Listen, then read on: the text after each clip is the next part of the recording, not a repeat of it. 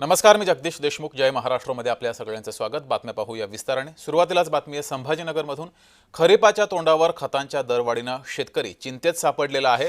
रासायनिक खतांच्या बॅग मागे 225 ते 375 रुपयांची वाढ झाली आहे. त्यामुळे शेतकऱ्यांचं आर्थिक गणित हेच बदलणार आहे. उत्पादन खर्च वाढल्यानं शेतीमालाला हमीभाव देण्याची मागणी शेतकऱ्यांनी केली आहे.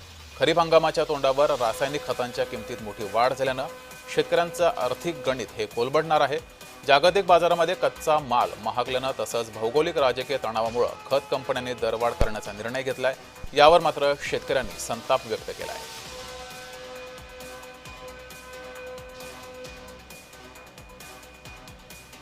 सध्या सरकारने खताच्या गोणीला 200 ते 300 रुपये वाढ केलेली आहे आणि शेतीमालाच्या भावात वाढ झालेली नाही. त्यामुळे शेतकरी आर्थिक संकटात आहे. शेती करणं पुरत नाही. ट्रॅक्टर नांगरणी करायची म्हणलं तर 2000 रुपये एकर भाव चाललेला आहे का. आणि शेतीमालाला भाव नाही तरी शेतकऱ्यांनी सरकारने शेतकऱ्याविषयी विचार करायला पाहिजे. खताच्या किमती कमी करायला पाहिजे. दरवर्षी सरकार खताच्या किमतीत वाढ करते. आज बघताय आपण की महाराष्ट्रामध्ये भरपूर बिकट अशी परिस्थिती आहे.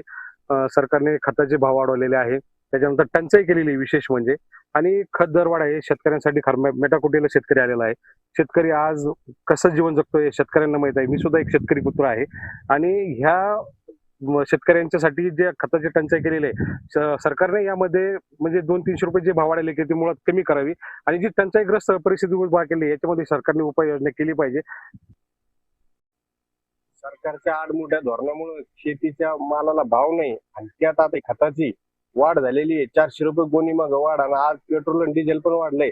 त्या वाढीमुळे आणखीन भाडे वाढवी मध्ये खत घरी न्यायला पण पैसे लागणार आहे. या सगळ्या गोष्टींनी शेतकऱ्याला अत्यंत त्रास होतो या गोष्टीचा. सरकार आडमुठे धोरण असे कोणती अंमलबजावणी करायला नाही पाहिजे. याच्यासाठी सबसिडी वाढवून शेतकऱ्यांना 1500 रुपयाला गोणी भेटायला पाहिजे खताची, अशी आमची मागणी आहे शेतकऱ्याची. सध्या शेतकऱ्याच्या खरीपाचे दिवस तोंडावरती आलेले आहे. त्यामुळे शेतकरी हा खरीपाच्या मशागतीला लागलेला आहे. मात्र आता खरीपाच्या शेतीसाठी लागणारं खत जे आहे त्याचे दर जे आहे ते आता झपाट्याने वाढले असल्याचं आपल्याला पाहायला मिळत आहे. त्यामुळे आता प्रत्येक गोणी मागे 200 ते 300 रुपयाने जे आहे ते रासायनिक खताच्या किमतीमध्ये वाढ झालेली आहे. त्याचबरोबर बी बियाण्यामध्ये देखील मोठी वाढ झालेली आहे. केंद्र सरकारकडून आणि राज्य सरकारकडून या खताच्या किमतीमध्ये जी आहे ती वाढ झालेली आहे. त्यामुळे आता शेतकरी वर्गाला याचा सर्वाधिक फटका जो आहे तो बसल्याचा पाहायला मिळत आहे.